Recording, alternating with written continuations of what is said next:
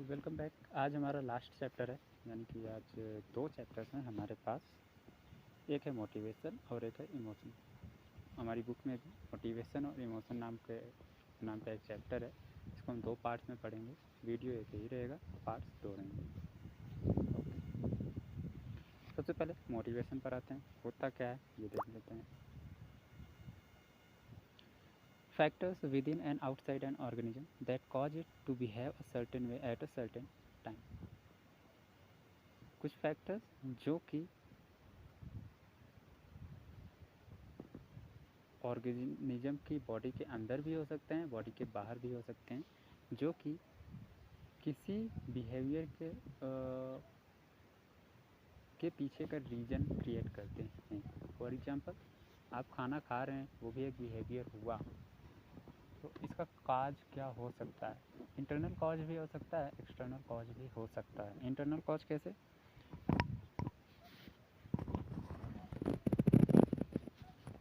आपको भूख लगेगी तभी खाना खाएंगे, ठीक, लेकिन ज़रूरी नहीं है कि आपको भूख लगेगी तभी खाना खाएंगे। हो सकता है फ्रेंड्स के बीच में हो तो आपको थोड़ा बहुत तो खाना ही पड़ेगा। तो एक्सटर्नल भी हो सकता है, इंटरनल भी हो सकता है, जो कि किसी पार्टिकुलर टाइम पर पार्टिकुलर बिहेवियर को करने पर मजबूर करता है। ड्राइव क्या था, बहुत इंपॉर्टेंट है। एन इंटरनल कंडीशन और impulse that activates behaviour to reduce a need. Internal condition और इम्पल्स हमने पढ़ा था साइको एनालिटिक थियरी में।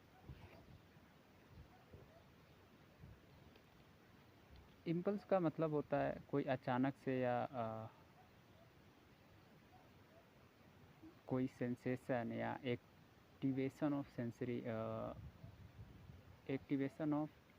सेंसरी रिसेप्टर्स, इसे आप इम्पल्स समझ सकते हैं। That activates behaviour to reduce a need.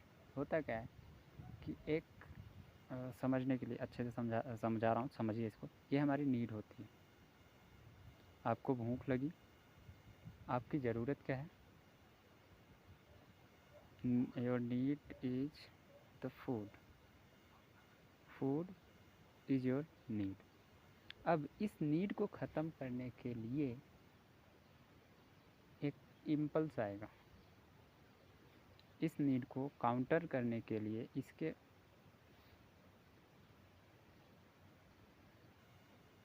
ऐसे बना देते हैं, इम्पल्स आएगा जिसे हम ड्राइव कहेंगे। ध्यान से सुनना। नीड फूड की थी, तो फूड की नीड को ख़त्म करने के लिए हमने क्या किया? तो एक ड्राइव पैदा होती है हमारे अंदर। हम सो रहे होते हैं, लेटे होते हैं, फ़ोन चला रहे होते हैं, हमें भूख लगती है, उसके बाद हम उठ कर जाते हैं। तो उठ कर जाने वाली जो प्रक्रिया है वो किस वजह से आई? वो इस ड्राइव की वजह से ही। ड्राइव क्या कर रही है?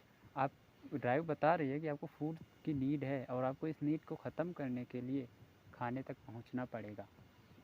ये है ड्राइव। तो होता क्या है, पहले किसी भी चीज़ की नीड आती है, देन ड्राइव आता है, देन आपकी नीड पूरी होती है। बिना ड्राइव के आपकी नीड पूरी नहीं हो सकती है, ये बात ध्यान रखिएगा। फिर से बता रहा हूँ, need followed by drive followed by fulfilment. Need fulfilment, याद रखिएगा। पहले हमेशा ओरिजिन कहाँ से होगा? नीड से। बिना नीड के ड्राइव नहीं हो सकती, ठीक है। देन आएगी ड्राइव, उस नीड को फुलफ़िल करने के लिए। और बिना ड्राइव के नीड फुलफ़िल नहीं होगी।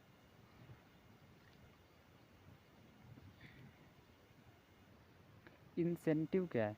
एक्सटर्नल गोल दैट पुल्स और पुशेस बिहेवियर। कोई एक्सटर्नल गोल हो सकता है जो कि किसी बिहेवियर को पुल करता है या खींचता है, बिहेवियर को अफेक्ट करता है। एक्सटर्नल गोल मतलब इसका इंटरनल, बॉडी के इंटरनल आपके माइंड में क्या चल रहा है उससे कोई फ़र्क नहीं पड़ता है। फॉर एग्जाम्पल आप ले सकते हैं,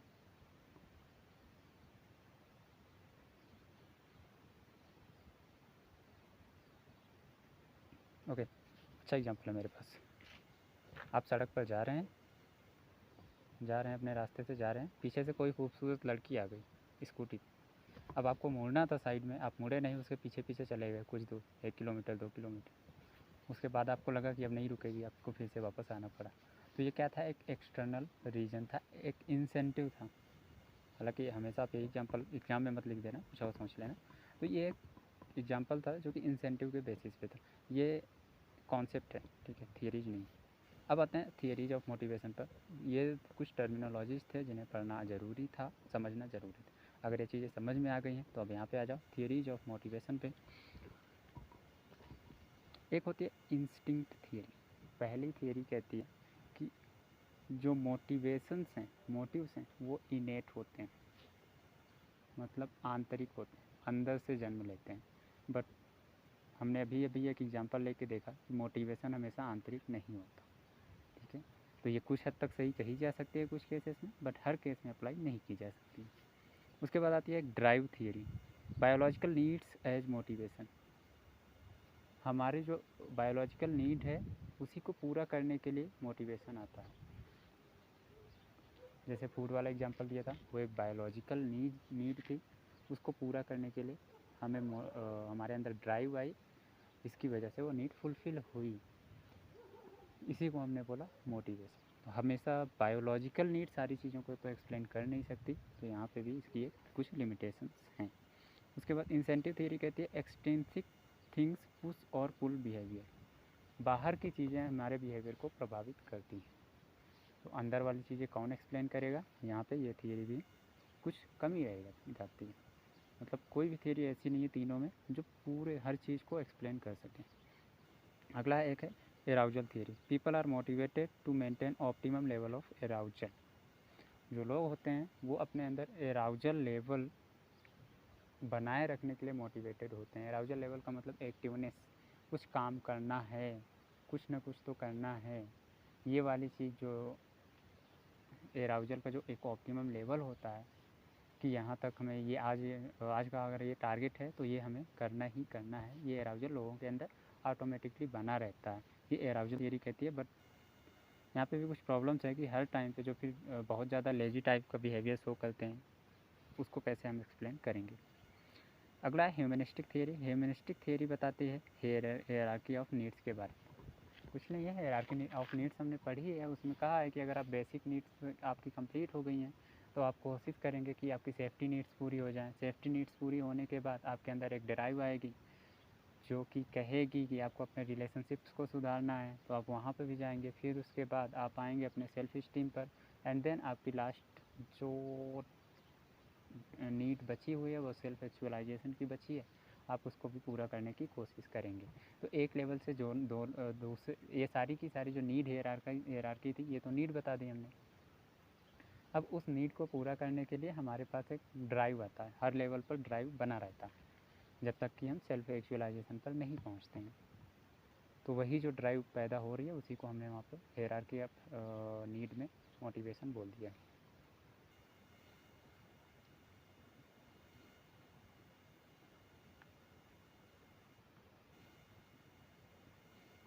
सारी थीरीज के बारे में मैंने एक्सप्लेन कर दिया है, कुछ और जानने की ज़रूरत नहीं है, बस इतना ही लिख देना है। बहुत डिटेल में थीरीज नहीं है, और ना ही मोटिवेशन बहुत ही इम्पोर्टेंट चैप्टर है रिगार्डिंग टॉकिंग अबाउट साइकोलॉजी।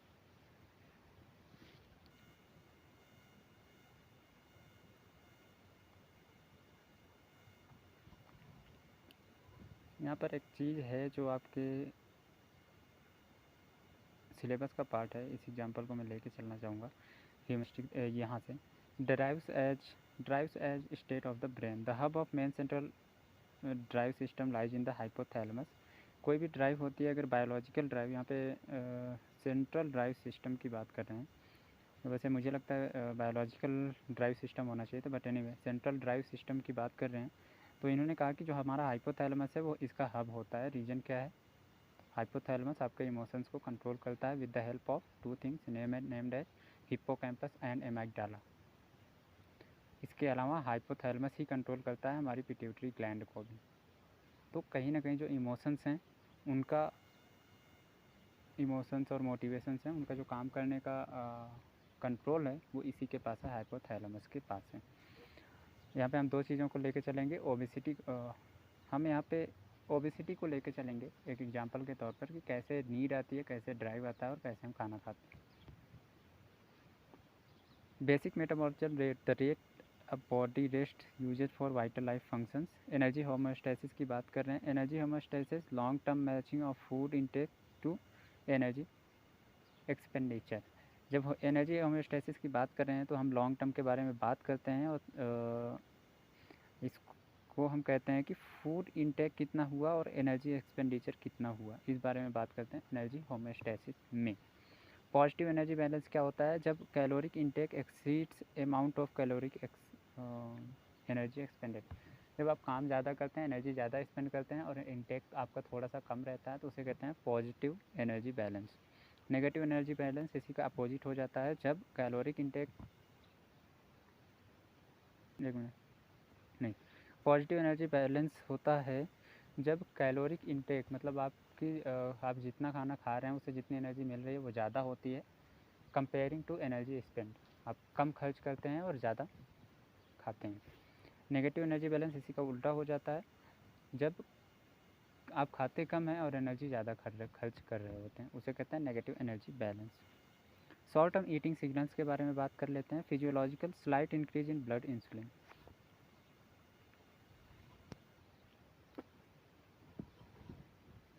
देखिए, भूख लगने के पीछे रीज़न क्या है? सबसे पहले तो आपकी ब्लड में इंसुलिन की मात्रा थोड़ी सी बढ़ जाएगी। रीज़न क्या है? ज़्यादातर लोगों को पता होगा कि इंसुलिन काम क्या करता है। आपकी बॉडी में जो ग्लूकोज जो शुगर है उसको कन्वर्ट करता है into the glucose which is stored in liver. Glucose itself energy as an energy की तरह काम नहीं करता, जबकि शुगर एनर्जी की तरह काम करता है। तो जब इंसुलिन की मात्रा बढ़ जाती है तो जो शुगर है ब्लड में वो कन्वर्ट होने लगता है इनटू द ग्लूकोज। अब जब ग्लूकोज में कन्वर्ट होने लगता है, इसका मतलब क्या है कि शुगर की मात्रा बॉडी में कम हो रही है। शुगर की अमाउंट अगर बॉडी में कम हो रही है, इट मीन्स आपके अंदर एनर्जी लेवल फॉल हो रहा है। एनर्जी लेवल अगर फॉल हो रहा है तो आपको पता चलेगा क्या कि आपको खाना खाना है। कौन बताया गया? Hypothalamus via pituitary. Classical and operant conditioning surrounding eating behaviour. Eating behaviour, आप उस पार्टिकुलर टाइम में जब ऐसा कुछ होगा तो उस पार्टिकुलर टाइम पे आपको खाना खाना या चाहिए या नहीं, ये कहाँ से खाते हैं या नहीं। कभी कभी ऐसी सिचुएशन आ जाती है जहाँ आप खाना नहीं खाते हैं, भूखे रह जाते हैं। कभी कभी ऐसा होता है कुछ भी हो जाए मेरे को खाना चाहिए। तो ये कौन डिसाइड करता है? आपका एनवायरनमेंट। आपकी पहले ही इसकी कंडीशनिंग हो चुकी है, क्लासिकल कंडीशनिंग और ऑपरेंट कंडीशनिंग। आप सोसाइटी में रह चुके हैं, आप देख चुके हैं किस सिचुएशन में खाना खाना चाहिए, किस सिचुएशन में खाना नहीं खाना चाहिए।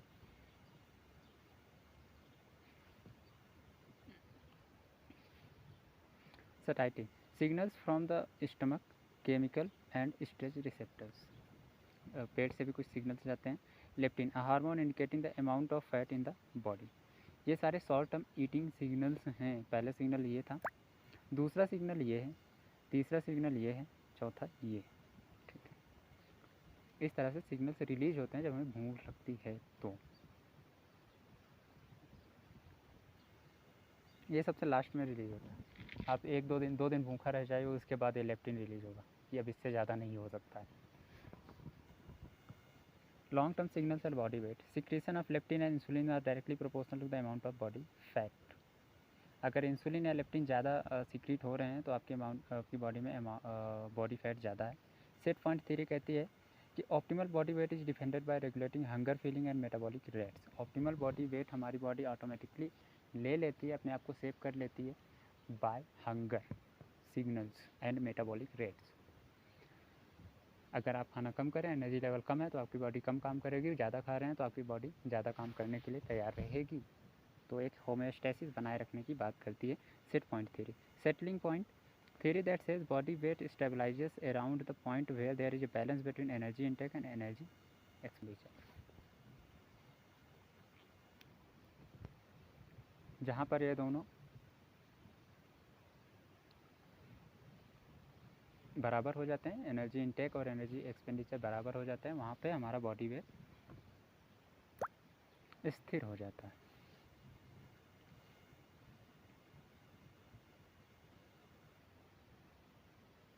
इसके बारे में नहीं पढ़ना है। यहाँ पे ये इंपॉर्टेंट है, एक्सेस वेट एंड ओबेसिटी, वो आपके क्वेश्चन में नहीं आएगा, यहाँ से आ सकता है। ओबेसिटी होती क्या है? Condition characterized by excessive body fat and BMI equal to greater than 30। General जो बॉडी वेट होता है वो 18 टू 28 के अप्रॉक्स होता है। ओबेसिटी का फीचर तब आता है जब हमारा बॉडी मास इंडेक्स BMI 30 को क्रॉस कर जाता है, हम कहते हैं ओबेसिटी हो गई है। ओवरवेट कब होता है? Condition characterize by BMI between 25 to 29। 25 से 29 के बीच अगर बॉडी वेट है तो आपको कहेंगे ओवरवेट, और ओबेसिटी है मतलब 30 से ज़्यादा आपका BMI आ रहा है।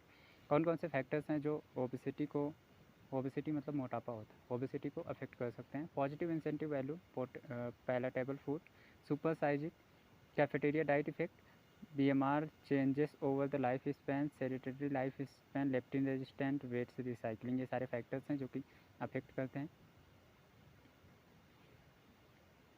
उसी को यहाँ पे डिटेल में बताया गया है। जैसे highly palatable food, we eat because it taste so good, आप फास्ट फूड के बारे में बात कर सकते हैं। Super sized food portions are larger than necessary for health, जो आप खाना मिला है या फिर जैसे आजकल आता है पिज़्ज़ा वगैरह आता है, वो काफ़ी ज़्यादा अगर साइज़ में बड़ा है तो आप उसे फेंकना भी नहीं चाहेंगे, खाना पड़ेगा ही, आप महंगा था, ठीक है। Cafeteria diet, more food and more variety leads us to eat more, ज़्यादा वैरायटी होगी, ज़्यादा फूड होगा, टेस्ट अच्छा होगा तो आप ज़्यादा खाएंगे। Snacking does not cause us to eat less at dinner, कुछ लोग कहते हैं कि अगर हम स्नैक्स ले लें तो डिनर में खाना कम खाते हैं, ऐसा नहीं होता है। अगर आपने स्नैक्स लिया है तो एडिशनल अमाउंट है एनर्जी इनटेक की, आपके डिनर पे उसका कोई इफेक्ट नहीं पड़ेगा। BMR क्या कहता है? Body metabolism rate changes through the life span and sedentary life style, मतलब एक तरह से आपकी लाइफ स्टाइल ही वैसी है जो आप घर का खाना नहीं खा रहे हो, आप बाहर का ही खाना हमेशा खा रहे हो। ईटिंग डिसऑर्डर्स क्या क्या हो सकते हैं देख लेते हैं। एनोरेक्सिया नर्वोसा होता है, characterized by excessive weight loss, irrational fear of gaining weight and distorted body में। कभी कभी जो लोग पतले होते हैं उनका वेट देखो एक्सेसिव वेट लॉस हो जाता है, बट कभी कभी जो लोग पतले होते हैं ना उनको इस बात का डर रहता है कहीं मैं मोटा तो नहीं हो रहा, मतलब थोड़ा सा भी खा लिए मैं मोटा हो जाऊँगा, ऐसा डर होता है। ये साइकोलॉजिकल डिसऑर्डर है, एनोरेक्सिया नर्वोसा। अगला है bulimia nervosa, characterized by ranges of extreme overeating followed by self-induction purging such as vomiting, laxity। खाना देखते पूरा पेट में ठूस लिया, उसके बाद वॉमिटिंग हो गई। binge eating disorder characterized by recurring episode of binge eating without purging।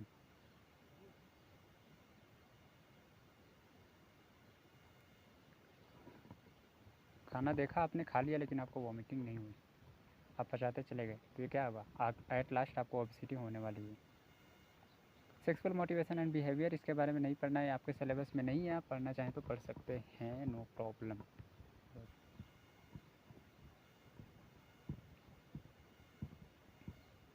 पढ़ लीजिएगा, अच्छा है।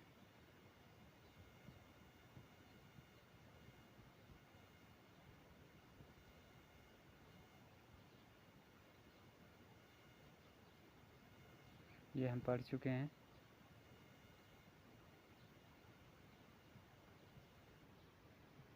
एक और थियरी है मोटिवेशन की, हमने 4 थियरी पढ़ ली हैं, अभी ह्यूमनिस्टिक थियरी भी पढ़ चुके हैं, self determination theory of motivation पढ़ेंगे। Optimal human functioning can occur only if psychological needs of autonomy competence and relatedness are met. आप किसी को प्रेशर में रख के उससे बेस्ट काम नहीं करवा सकते हैं। अगर चाहते हैं कि कोई बंदा अपना बेस्ट दे किसी पार्टिकुलर काम में, तो he must be given autonomy, competence and relatedness, ये 3 फैक्टर्स होने चाहिए, तभी जाके कोई बंदा अपना बेस्ट देने के बारे में सोच सकता है। सेल्फ इसका ऑटोनॉमी हो गया, कॉम्पिटेंस हो गया, रिलेटेडनेस। कॉम्पिटेंस एंड अचीवमेंट के बारे में यहाँ बताया है। Competence motivation behaviour aimed at demonstrating competence and exerting control in a situation where there is someone opposite to us. जब 2 बंदे एक ही गोल के लिए आगे जा रहे हैं और पता है कि एक ही बंदे को वो गोल मिलेगा, देन वहाँ पे कॉन्फिडेंस आता है। अचीवमेंट मोटिवेशन क्या होता है?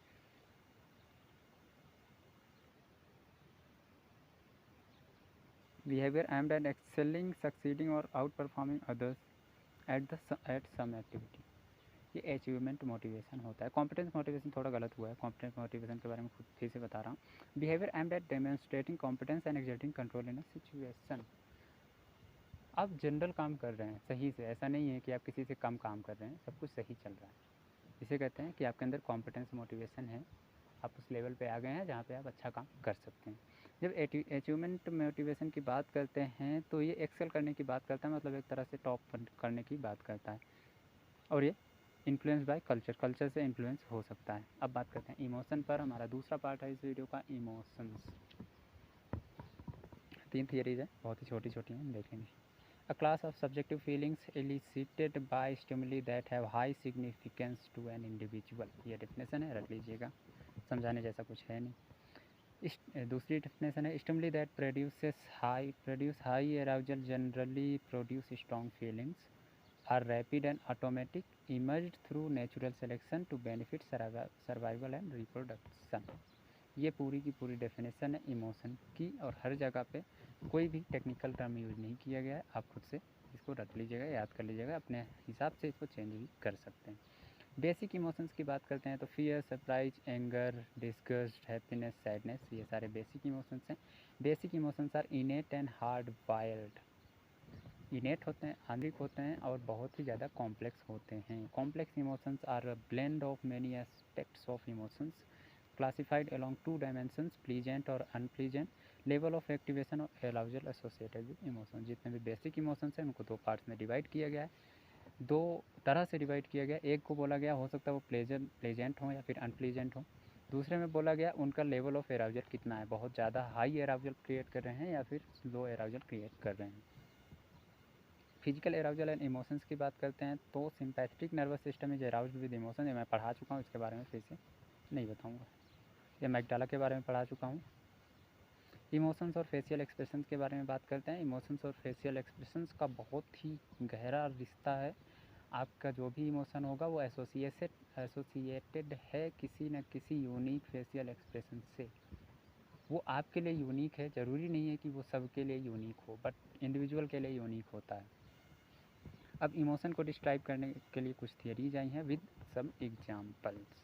देखो, स्टिमुलस क्या है यहाँ पे, shadowy figure of a man in a parking at a night. रात में आप कहीं गाड़ी पार्क कर रहे थे और किसी व्यक्ति की या फिर किसी डरावनी चीज़ की शैडो पड़ी आपके आसपास।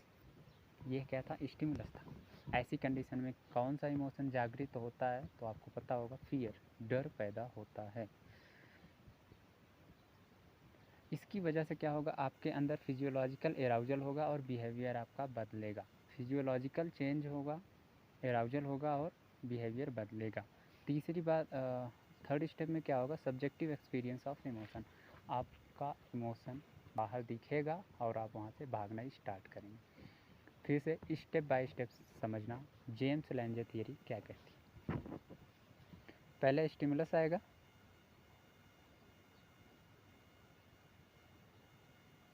देन आपके अंदर फिजिकल एराउजल आएगा, एराउजल लिख दे रहा हूँ मैं। फिर आपका बिहेवियर आएगा, कौन सा बिहेवियर, भागने वाला बिहेवियर। ठीक है, तो ये बात ध्यान रखना, पहले stimulus then arousal then behaviour. ये कौन कहता है, James Lange theory. Cannon's challenge, Cannon साहब ने भी एक थियरी दी। इन्होंने कहा स्टिमुलस आएगा पहले, देन हमारा कॉन्शियस जागृत होगा और उसी टाइम फिजिकल एराउजल भी आ जाएगा। मतलब अगर बात करें जेम्स लेंजे थियरी से इसको कंपेयर करें तो ये कहना चाहते हैं कि यहाँ पर स्टिमुलस है,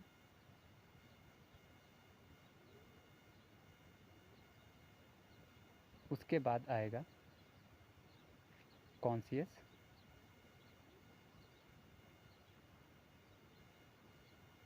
और इसी के साथ ही आएगा एराउजल। मतलब कोई थर्ड स्टेप नहीं होता है। ठीक है, तो स्टिमुलस को देखते ही हम भागना भी स्टार्ट करेंगे, साथ में हम सोचना भी स्टार्ट करते रहेंगे। हम पता भी चलेगा और उसी टाइम भागना भी स्टार्ट करेंगे। There is no time difference between both of them, ये दोनों एक साथ होंगे। ठीक है, इसको आप ये भी समझ सकते हो कि ये एक तरह से फिजिकल एराउजल था, कॉन्शियस फिजिकल एराउजल था। तो उन्होंने कहा पहले कॉन्शियस आएगा, पहले स्टिमुलस आएगा, देन एराउजल आएगा, देन बिहेवियर आएगा। इन्होंने कहा पहले, कैनन ने कहा पहले स्टिमुलस आएगा, देन बिहेवियर, क्या बोलते हैं, एराउजल और बिहेवियर दोनों एक साथ आएंगे। उसके बाद आती है हमारी टू फैक्टर थियरी। ये क्या कह रही है, पहले स्टिमुलस आएगा, फिजियोलॉजिकल एराउजल आएगा, फिर कॉग्निटिव लेवल फॉर एराउजल आएगा, एंड देन कॉन्शियस इमोशन आएगा। 4 स्टेप में इन्होंने पूरा किया। बोला कि पहले स्टिमुलस आएगा, फिर आपके अंदर फिजिकल एराउजल आएगा, फिर आप कॉग्निटिवली लेबल करेंगे उसको कि सिचुएशन कितनी गंभीर है। आपने बंदे को देख लिया, ठीक है, उसकी छाया देख लिया, आपको डर लग रहा है, लेकिन कितना डर लग रहा है ये आपके माइंड में चलेगा, और उसके बाद आपका बिहेवियर आएगा, कॉन्शियस इमोशन जिसे हम कह रहे हैं। ठीक है, तो 4 टू फैक्टर थियरी दोनों को 4 पार्ट्स में डिवाइड कर, एक तरह से 2 भागों में डिवाइड कर दिया। पहला क्या था, पहला पार्ट है कि स्टिमुलस आएगा और फिर फिजियोलॉजिकल एराउजल होगा। उसके बाद क्या होगा, कॉग्निटिव लेबलिंग होगी, और साथ में हम कॉन्शियस इमोशन भी प्रकट करेंगे। मतलब एक तरह से ये कहना चाहते हैं कि पहले स्टिमुलस आएगा, देन बिहेवियर आएगा। फिजिकल एराउजल आप बिहेवियर को मान सकते हैं यहाँ पर, ठीक है, कि आप देखते ही भागेंगे पहले, उसके बाद उसकी लेबलिंग करेंगे। जब कुछ दूर निकल जाएंगे तो आपको टाइम मिलेगा, तो आप सोचेंगे कि क्या था वो। उसके बाद आपके अंदर वो इमोशन और बढ़ेगा या घटेगा, डिपेंडिंग अपॉन द लेबलिंग और depending upon the cognitive labelling. इसके बाद एक और थियरी आती है, कॉग्निटिव मेडिएशनल थियरी। हमारे सिलेबस में नहीं है, वही 3 थियरीज थी। कौन कौन सी, James Lange theory, Cannon's theory and two factor theory. ये एक नई थियरी है, इसके बारे में पढ़ लेते हैं। इसमें कुछ डिफरेंट नहीं है, बिल्कुल टू फैक्टर थियरी की तरह है। बस इसमें ये कह रहे हैं कि जो कॉग्निटिव अप्रेजल है, ये जो कॉग्निटिव लेबलिंग है, ये ज़्यादा इफेक्ट करती है हमारे बिहेवियर को, ना कि फिजिकल एराउजल ज़्यादा इफेक्ट करता है। बस बाकी सब same. So that's end of this chapter. With this we will close our syllabus for the psychology. लेकिन ख़त्म नहीं हुआ है, अभी 3-4 चैप्टर्स और हैं जो कि इम्पॉर्टेंट है for the perspective of knowledge.